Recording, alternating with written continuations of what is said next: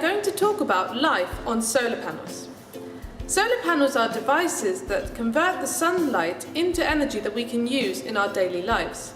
And these devices cover around 4,000 square kilometers around the Earth's surface, which means if we put them side by side, they would occupy around a seventh part of the size of Belgium. To use solar panels to obtain energy from sunlight, it's very important to place the panels facing south. That way you can maximize the amount of radiation and solar light that it receives every day. This also means that the solar panel surfaces are exposed to desiccation, radiation, and very abrupt temperature fluctuations. All these harsh conditions lead to the following question: what organisms are able to live on solar panel surfaces and therefore survive the intense radiation, the desiccation, and the abrupt temperature changes? These researchers were interested in finding out an answer to this question. So to do that, they analyzed samples from solar panel surfaces through different techniques. They used culturing techniques, 16S and 18S rDNA sequencing, metagenomic analysis, and also metaproteomic analysis. So first of all, they took some samples from the solar panels and they grew them in the laboratory in microbial agar plates. And what they saw was very surprising. Not only was there a large amount of bacteria able to grow on the plates, but also the majority of these bacteria were colored. Then they sequenced the 16S ribosomal RNA gene, which allowed them to identify and quantify the bacteria present in the solar panel samples. And the results were also very interesting because they saw that there was about 500 to 800 different species in the sample. And this is a very high diversity of microorganisms, especially taking into account the harsh conditions of the environment where they live in.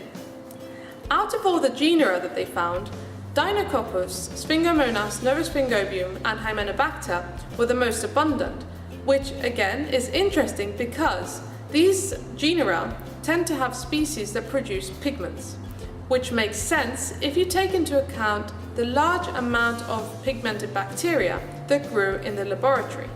Also, the fact that there are so many pigmented colonies growing on solar panels makes sense because it has been seen that certain pigments can play a role in protecting bacteria against radiation.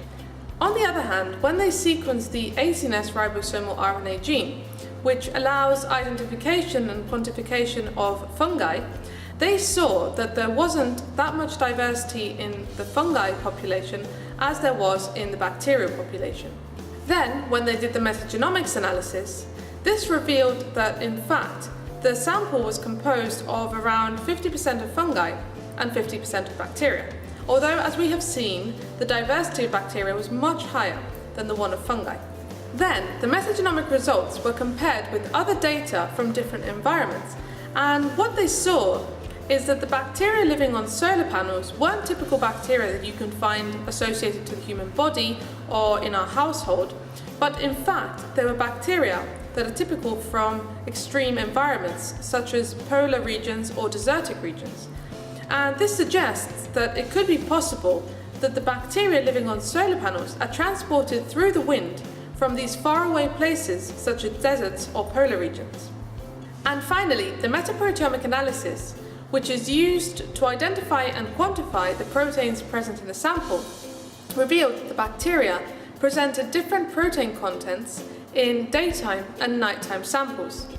In other words, the solar panel microbiome is alive.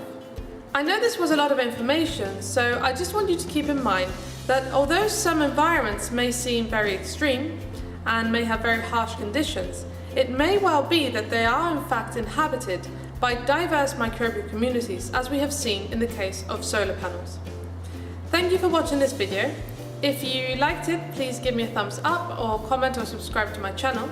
And I have left the link to the paper in the description, and also there are subtitles in English and in Spanish. See you next week.